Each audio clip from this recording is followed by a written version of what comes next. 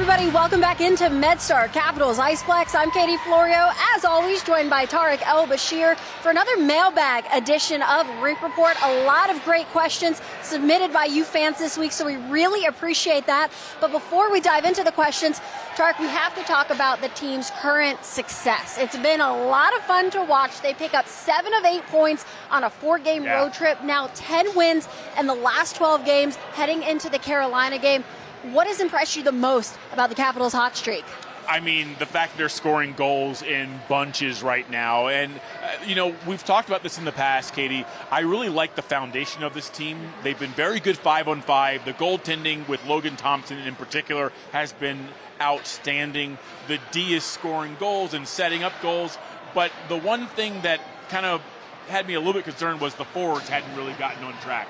Right now, they lead the league in goals scored for in this 12-game span going into Carolina. 10-1-1. They are the hottest team in the league right now, and they're getting so many goals. That just helps you out in a number of ways. When let's say you give up a goal you didn't like, or maybe you make some mistakes in the D zone and you give one up. When you're scoring 4.5 goals a game, it papers over all of those problems. And so that's what I like the most. The other thing is I feel like special teams are starting to come around now. Remember, we talked about the rule of 100 from Ken Hitchcock. They aren't at 100, but they're getting closer. They're around 98 now when you combine the percentage of the PK and the power play. So a lot of progress being made here. So I feel like there really isn't a spot on this team where I'm like, that needs to get cleaned up. They are playing great. Well, and not to mention, they're playing well with some injuries. Of course, they were really lucky not to see a ton last year, Alex Ovechkin, but the way he bounced back. But you have Pierre-Luc Dubois out long-term. Ryan Leonard, we now know, out for an extended period of time, which we'll get to on more in the show later. But for the Capitals to be able to step up, this was the true definition of next man up. Yeah. We've really seen that. Yeah, without a doubt. I remember when Pierre-Luc Dubois went down, I think everyone, the coaching staff, the players, the media, were all like, this is such an important player for so many different reasons to this team. This might be really tough to overcome. And by committee, they have figured it out. Justin Sordiff, got to give him a lot of credit. He's playing outstanding. He came here as a fourth-line right wing. He's playing second-line minutes. He's taking important D-zone draws against really good centermen and is doing really, really well. I don't think anyone really envisioned him at his age and his experience level stepping in the way he has. But Dylan Strome also deserves a lot of credit.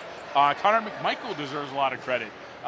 Even Nick Dowd is playing outstanding. So by committee, they have figured out how to overcome PLD's absence. And the good news is PLD will be back at some point. Well, the vibes are high for the Washington Capitals right now. And like I said, really appreciate all of you sending in questions. So let's now get to some of those. First question for you. What are the key things that stuck out to you during the Capitals' recent winning streak that has them atop of the Metro Division standings? Katie, I think we covered a lot of it there in our first point there. Offense.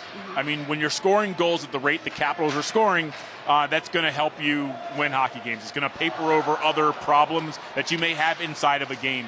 But the thing that really stands out to me is the PK and the power play are starting to turn the corner. They're starting to get some confidence. And for this team to get where they want to be, those two units have to continue to get better. I'd love to see that power play 23-24%, and for that PK to be around 85%. They're trending in the right direction, but they still have some work to do. Well, that brings us into our next one, which says, good or bad, what's been surprising to you with the Capitals this season? Again, we covered a little bit of this, but the fact that they've been able to thrive without Pierre-Luc Dubois has been such a shock to me. I mean, I remember when we heard that he was going to be out long-term, I was like, man, they might have to go trade for somebody. Yeah. And not only did they not trade for anybody, they filled that absence internally, and they've done a really nice job by attacking it by committee.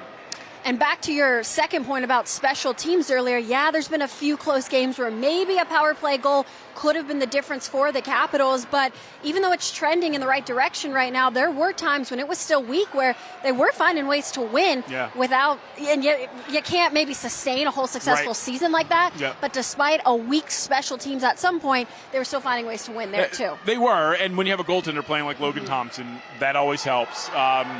But it's just so important, particularly when you get towards the playoffs and you get into the playoffs, that your power play and your penalty kill. I mean, because one opportunity, whether you're shorthanded or have the man advantage, can be the difference between winning and losing a game. And one game is the difference between winning and losing a series, right? I mean, it can be. So they got to get that dialed in. They've got 50-plus games to figure it out, but they're trending in the right direction. Well, with the injuries comes talk, who's going to get called up during these times? And we haven't seen these guys yet this year, but we have also been asked, do you think we will see Andrew Crystal or Ilya Protas this year at any point? I think we need to bring the infusion of young guns to this team. Chris, thank you for your opinion. Tarek, what do you think on that? Look, Ilya Protas is having a season for the ages down there. I mean, last I checked, he had 20 points in 21 games, 10 goals, 10 assists, leading the team as a very, very young player. So good on him. Andrew Crystal is also starting to produce. You can tell he's starting to get more comfortable as a first-year pro. That said, the Capitals as an organization, their philosophy has always been to overcook their prospects. Now, if there are more injuries, could those guys come up? Absolutely. But if they kind of stay where they are, maybe they get a cup of coffee so they can get a taste, and so the Chris Patrick and his team can kind of get a feel for where they are. But I don't think the Caps are looking at those guys right now and going, hey, if we bring them up, that'll help us. Because you don't want them to come up and play 7 or 8 minutes. That doesn't help their development. They need to be down in Hershey playing big minutes, power play, penalty kill, important minutes. That's what gets them ready to maybe make a push for next year. And on the lines of development, I specifically remember Thanksgiving morning a few weeks ago, Little Pro came up here to spend the day with Alexei, his wife, his daughter, and all of the family stuff that goes with a holiday. But I noticed at that morning's practice, almost every single player on this team, every single coach, Little Pro Ilya was behind the bench, all talking to him. Obviously, they know him from things like that, but how much does any FaceTime up here when you can just catch up with Carberry and the staff person to person, even if it's 5 minutes, how does that help? Yeah, it matters. And, it's a good chance for, remember, Coach Carberry is so worried about what's happening here in D.C. Now, they get reports from down in Hershey. He talks to the coaching staff down there. But to get to talk to your prospects face-to-face and get a feel for, how they're seeing their development. That kind of information is invaluable. I bet Little Pro came up here, probably had his bag in his trunk, hoping that maybe he didn't have to go back. Just in case. I'm just kidding. But, look, Little Pro is going to be a very good player in this organization for a long time. There's no sense or no need right now to bring him up and maybe put him in a position where he's in a little over his head and maybe it hurts his confidence. Well, our next one is the $1 million question that a lot of people want to know. And Tarek, I don't even know if we know the full answer yet, but it comes from George Strait, and not the country music artist, George Strait. I know George. What is Leonard's injury? Yeah, so I think if anyone was watching some of the videos after recent, the last game, you saw him in a shoulder sling. I don't think you have to be a doctor to realize that's probably a shoulder injury. The question right now, and this is what we haven't gotten from the team, is are we talking weeks or are we talking longer than that? I don't know the answer. I think they're still trying to figure out what his exact time frame is going to be, but I'd be surprised if we see him before January. Late January probably. And again, it's obviously a blow to this team, but go back to Pierre-Luc Dubois, the way we all thought the world was over when he was out. And it can sound cliche, but the team has had to step up in the past. They've done it before, so you hope that they just do it again. Come on down, Ethan Frank. Absolutely. Well, next one for you, Tara. Getting to the end here a little bit. Since Ovechkin does not appear to be doing a farewell tour this season, what kind of term would Capitals offer, or what do you think Ovechkin would seek if he does stay around? Look, Ovi calls his own shots around here. If Ovi wants to come back next year, he absolutely can come back next year, and he'll tell them, hey, I want a 1-year deal at this amount, and they'll say, okay, because that's what he's meant to this city, to this organization, and to the league. He has earned that right. I think from what I've heard, talking to people in and around his inner circle, he wants to see how this year goes for him individually, how the team plays, and then he'll make a decision sometime in the offseason. Well, we'll see. Certainly a guy that isn't going to give us any answers, so we have to take it one day at a time and continue to enjoy the Alex Ovechkin that we get to watch. But speaking of other Capitals players, Tark, it was a busy day here at the rink, and you had the chance just a short while ago to catch up with another Capitals alumni, Mike Green. Lambeau Green. Well, Mike, thanks for sitting down with me. It's been a long time since we've done an interview. True. Always appreciate the time. Tell me a little bit about the American Special Hockey Association and why it is important to you to be participating in this skate later on today. Yeah, absolutely. My son actually played with the Cheetahs last year, and we had a hard time sort of finding an environment for him to play in, and luckily we came across the ASHA. Jennifer O'Brien has been wonderful in sort of supporting these teams, local teams, and then also much broader than that. So the organization is great across the board. And, it's just a special place in my heart now because my son has such a great experience with it and was able to, fall in love with the game the right way. So, tell me a little bit about his experience with this organization. It was great. I mean, they had an outdoor hockey game almost like we used to have in upstate New York, and which was kind of nostalgic for me in a sense, but to share it with my son was great. And then just the way they go about things, they have mentors for each players. The kids are able to learn the game at their own pace, and it's just a fun experience for them to get involved with hockey. So tell me a little bit about yourself. I mean, you had moved away for a bit, after you left the Capitals, but it feels like you're back in the area. Just kind of catch everyone up. Yeah, absolutely. It was back after I retired and took some time, for self to sort of get settled and get the kids sort of settled in the area. And now dip my toes back in, and it's good to be back. It feels really good to be back around the arena and go to the games, and especially bring the kids to the games as well. So, hockey's always going to have a soft spot in my heart, and I do miss it. People ask me that all the time, like, do you miss it? Of course I do. So, yeah. Could you see yourself maybe getting back involved either at the pro level or maybe even coaching a youth team? I would love to. I think I'm at that, sort of stage now in my life where you've matured and you can see how you can be of value, and I'm always open to that. So. Okay, let's talk about these Capitals. And we'll start with Jacob Chikrin. When I watch Jacob Chikrin play, I go, man, he reminds me a lot of Mike Green. Do you see any of the similarities there? Absolutely. He's very offensive-minded, and he's absolutely incredible talent, and he's capable of it. So, I've watched him closely too because, I appreciate that sort of style of play. Sure. And, he's got a bright future, obviously, and he's done a great job stepping into the NHL and making a name for himself. Alex Ovechkin, 40 years old, yeah. Still scoring goals. I mean, obviously he passed Wayne Gretzky last year. Yeah. He's over 900 goals this year. Did you, when you were playing with him, did you ever think he would approach those types of numbers? I mean, you're not really thinking about it at the time. And I recall as a young boy, looking at Wayne Gretzky's stats and thinking, this will never be broken.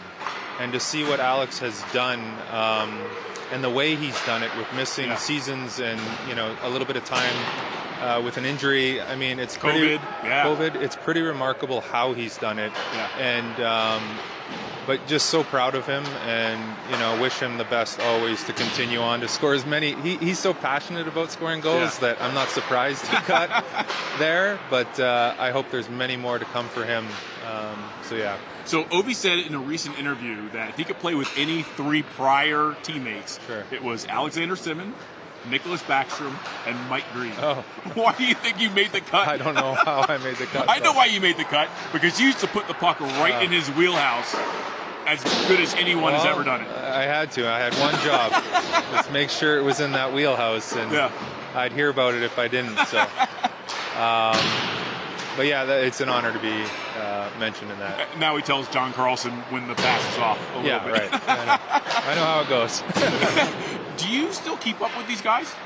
A little bit, yeah. Obviously they're needing to be focused, and lives are vastly different. But I'm always watching and keeping an eye, and I've been at the rink a few times now and been able to see Ovi, and we've got caught up a little bit. And then with the older generation, sort of everybody's going away back home, and so. But I still see Carl Alsner and Hopi around the area. They live in the area, so we used to have coffee together once a week, and. But we try to do the best with life's, series of chaos that it brings outside of hockey. So, I mean, you're a Western Canadian kid. You played in other markets. What was it about DC that kind of drew you back? I mean, I spent a majority of my life here, and from a young age too, and developed a lot of the relationships, and it felt right to come back here, and It's a great community. There's lots of great schools, so it just made a lot of sense. Okay, in the past year or so, you guys relived the garage door incident. Oh, yeah. That was pretty funny. Like, do you get asked about that a lot? Yeah, it comes up a lot, more than I ever thought it would. So, but yeah, that was we lucked out. I mean, Ovi. I still shake my head when I think of Ovi doing this to avoid a garage door. Right. There would have been no Gretzky, I feel no like 900 management goals. and trainers were terrified at the time. So, yeah. So, Mike, what's next for you? I mean, you're back in the area. You say you're kind of rediscovering or falling back in love with hockey. Like, what do you see for yourself in the next few years?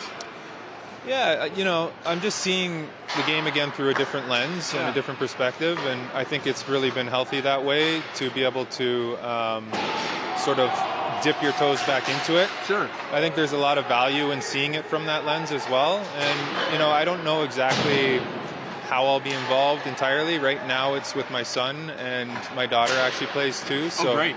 So just being a dad and getting back on the ice with them, but like I said, I mentioned to somebody earlier, I do miss the game, obviously. We all do, and it's the little things around the arena and being able to communicate with the guys and such that you truly miss. So who knows? I mean, I'm always open, so. There's nothing like being a hockey dad and those 4:45 a.m. wake-up calls when you're headed to the rink for a skills session, right? Yeah, absolutely. Mike, thanks so much for the time. Thank you, Ted. Yeah, appreciate it. Well, Tara, great interview there. Really fun to hear him talk about the glory days with Alex Ovechkin, several other players. A lot of good memories for that core group. I love the fact that fans are still asking him about the garage door incident because still, when that runs across my feed, and it does every so often, I still cannot believe that we almost had two bad injuries. I mean, watching Ovi do this, just barely getting his chin underneath that garage door. Well, those are the days. We see him every day. Never a dull moment with him. Even now at 40 years old, he's always doing something to the make young you guns laugh. were reckless. Absolutely. So great to see them still around, still getting to see each other. But Tarek, back to the ice here. The Capitals going into another important road trip. Bring your parka for this one. Heading up north to Winnipeg in Minnesota mid-December. It's going to be chilly, but on the ice. Yeah. What would you like to see out of this team to continue into a very successful road trip to California? How do they sustain that consistency this time? Well, Katie, the things I'll have my eyes on are without Ryan Leonard, they've had a game now, a couple games.